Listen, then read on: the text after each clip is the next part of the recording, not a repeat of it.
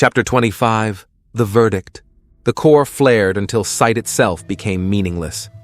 White fire drenched the chamber, searing through armor, through skin, through thought.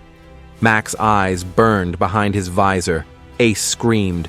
Stone cried out in something close to ecstasy. Then, as suddenly as it had risen, the brilliance dimmed. The core had changed. It was no longer just light and machinery. A shape hung there now, descending slowly. The vessel, no longer half-formed, no longer translucent. Its body was complete, smooth as marble, luminous veins tracing beneath flawless skin.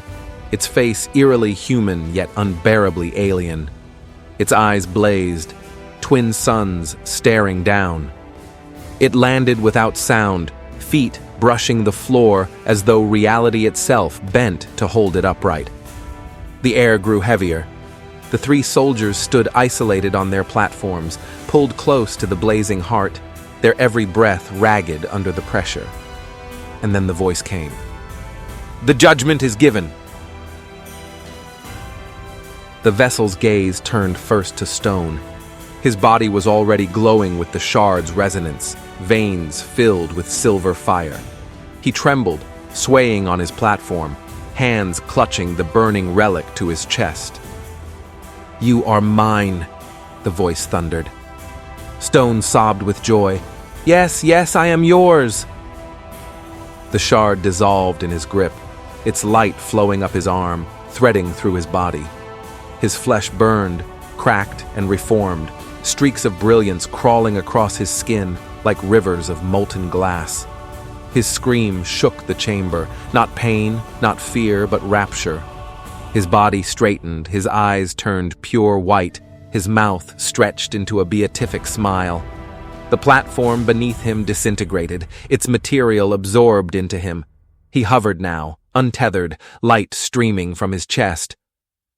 "The devoted lead," the vessel declared. "Through him, others will kneel." Stone was no longer Stone. He was its chosen avatar.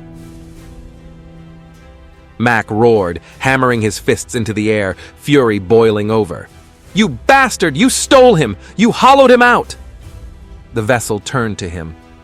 "You resist!" Mack bared his teeth. "Damn right I resist! You can break my bones, snap my spine, but you'll never own me!" The vessel's eyes blazed. For a moment the weight of its gaze pressed him to his knees, his muscles screaming, bones grinding. His visor cracked under the pressure, but still he forced his head up, still he spat blood onto the glowing floor. "You are not mine!" the voice resounded. The pressure vanished. Mack gasped, clutching his chest, half expecting to be torn apart. But no, the light around his platform collapsed, and he dropped to his knees, gasping, alive. "The defiant are cast out. You are rejection made flesh." Mack staggered upright, laughter bubbling from his throat despite broken ribs. "Good! I'd rather be cast out than your bloody slave." The vessel did not smile, but it did not destroy him either. To reject was to survive, but only as something lesser, something outside. At last, the vessel turned its burning gaze to Ace. He trembled, visor tilted, eyes wet with tears. His platform quivered beneath him, threads of light wrapping around his body like hungry vines. "You refuse knowledge," the voice pressed. "You deny clarity.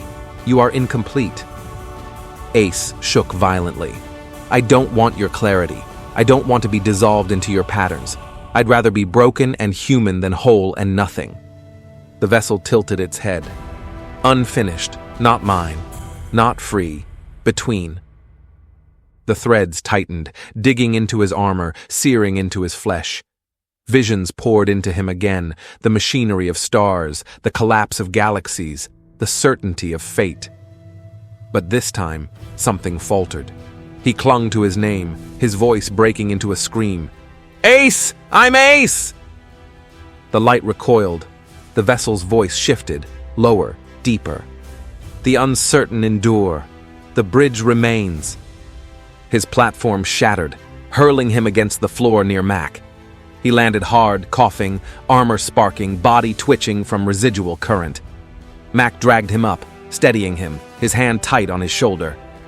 Ace's eyes burned faintly, but they were still his own. The vessel stood above them now, stone hovering at its side, transformed and radiant. Mack broken but unbowed, Ace trembling but intact. Judgment is complete. The chamber shook. The walls retracted, conduits collapsing into the core. Ribs of alloy stretched upward, sealing the space into a sphere of blinding light. The vessel spread its arms. Stone mirrored the gesture, his voice rising in a harmony that was no longer human. Through him, I lead. Through you, I divide. Through all, I endure. Mack shouted up at it, rage and despair in equal measure. This isn't judgment. It's butchery. You're twisting us into toys. The vessel did not answer. It rose, ascending toward the upper reaches of the sphere, stone drifting with it, their bodies merging with the blazing machinery. The core pulsed one final time, light searing outward. Mack shielded Ace with his own body, bracing for annihilation. But when the radiance cleared, the chamber was empty. The vessel was gone. Stone was gone. Only Mack and Ace remained, stranded in the hollow shell of the machine, the echoes of judgment still thrumming in the walls. Silence fell. Ace sagged to the floor, shaking, his voice hoarse. We're still alive. Mack stared into the emptiness above, fists trembling. But at what bloody cost? His chest ached, his ribs were broken, his body shattered. But worse was the hole left in the squad. Stone was gone. No, worse than gone. Rewritten. And somewhere out there the vessel was moving, carrying Stone with it. The war wasn't over. It had just begun. That is the end for this one. Make sure you come back for more, and like and subscribe. See you soon.